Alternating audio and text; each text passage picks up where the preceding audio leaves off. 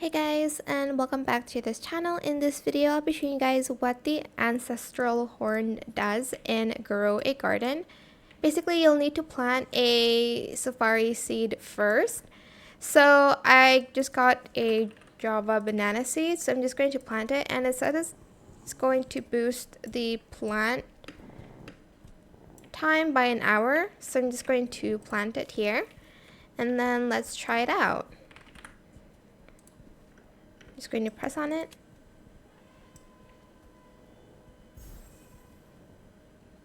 Ooh, oh, okay. It grew my Java banana by 15 minutes.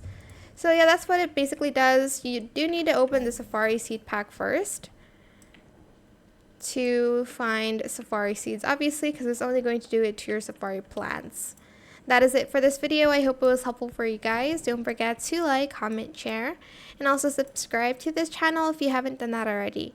If you have any more questions about this video, just leave it in the comment section down below. I will try my best to answer them all for you guys. And if you found this video helpful, please click the thanks button as well. That is it. Thank you so much for watching. Bye.